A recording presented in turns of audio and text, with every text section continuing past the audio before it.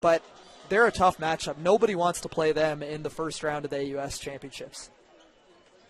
March 2nd to 5th at the Scotiabank Center. Great plug. And you can watch that, like all AUS action, well, right here on AUSTV.ca, as well as Bell Line channel, or Bell Line TV1, channel 1 and 401 on Bell Line 5. Kansmata on the drive, kick for McVeigh, and Matty McVeigh's going to knock it down. Bombs away from the Sir John A. Bomber, hits one in the face of his former Nova Scotia provincial team teammate, Will Fyander.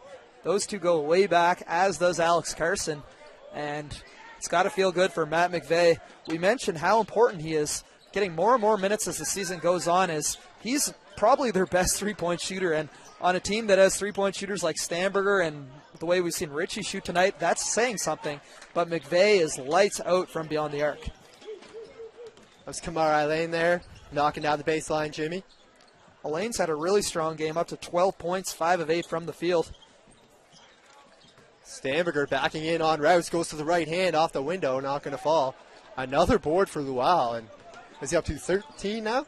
Stats has him at 12, but they could have easily missed one. There's 13. On the offensive glass, second chance opportunity here for the Huskies. Trailing by 14, that's the biggest lead for the Tigers, deficit for the Huskies. They really need a basket here. 2 to shoot for Fyander, and that's going to be a shot clock violation. Yeah, that's disappointing for St. Mary's. You know, just awareness. You got to know the time and the situation, and that time they got the offensive rebound, decided to slow it up, and Fyander just ended up dribbling out the whole shot clock. Not necessarily his fault, but you've got to be able to get the ball in shooting position off that offensive rebound. If you're going to kick it back out, make it worthwhile. McVeigh for 3 again, and he's heating up. Same spot, same result. He doesn't need a lot of time to get that shot off, and Will Fyander knows that. But Matt McVeigh, the Sir John A. Bomber, with a quick 6 points to push the lead up to 17. Battle for the ball here. Looks like we're going to have a foul called on Aquino Sergiu.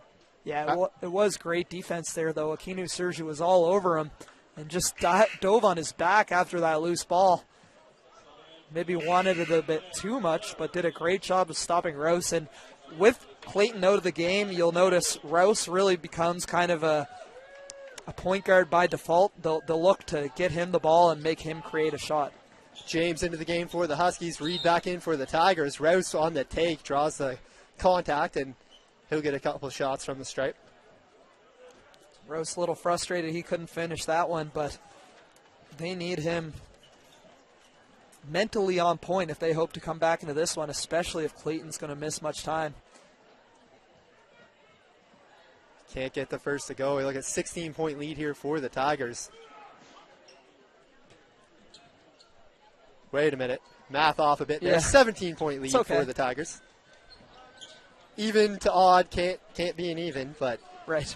It is now a 16-point lead as Rouse knocks down the second one. Even can't be an even. That's like subtraction lessons from, I don't know where. What school system teaches subtraction that way? Nowhere. Oh, McVeigh. Gets it to Kansmata, and three isn't going to go. Board by Elaine. Well, that time McVeigh was able to get 2 defenders out of position just by pump faking three-pointers, as he had just knocked down the previous 2, and that led to a wide-open shot for Kansmata. And Smews just got to get back. They're not hustling back. The body language is not great right here. Oh, great feed from Kansmata to Cash, and Cashrell Lawrence is going to finish. The Dalhousie dynamic duo doing what they do best as Kansmata sets up Lawrence. And what a game both those guys are having. My stats stopped updating here, but Kansmata has 20 points and 4 assists. Lawrence has 18 points and 6 assists. So, huge game for the 2 fifth-years.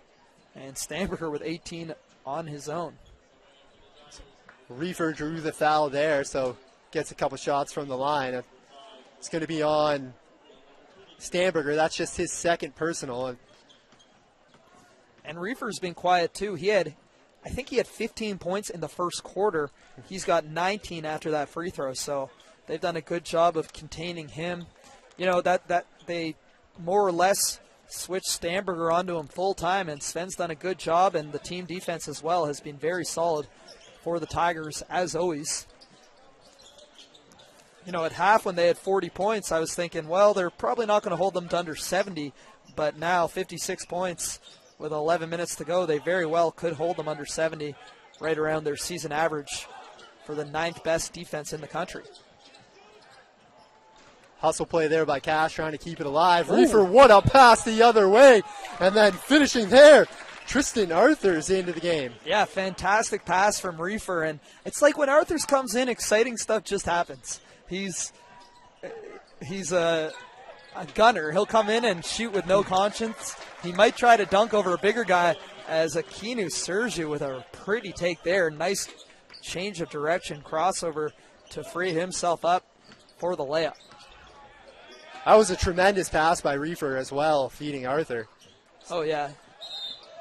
Just a perfect bounce pass.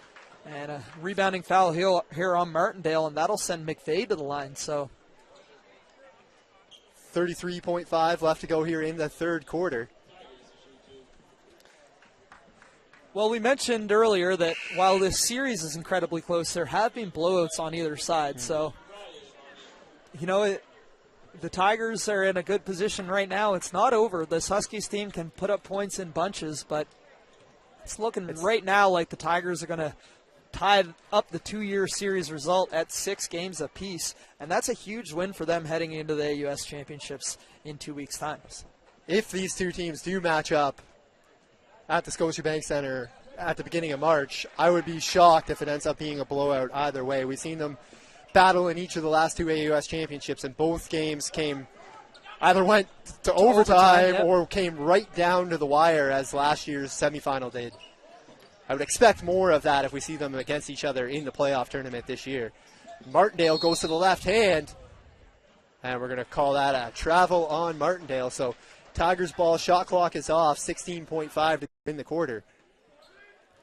Out in front by 19 now, looking to make it 20 plus here heading into the fourth quarter.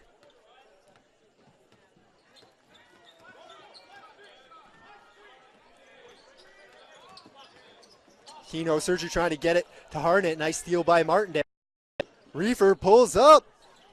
Doesn't get it to go, and we will head into the break in between the third and fourth with the Tigers out in front 77-58. A 19-point lead for the Tigers, and they really controlled the flow there in the third. They really did, Cam. They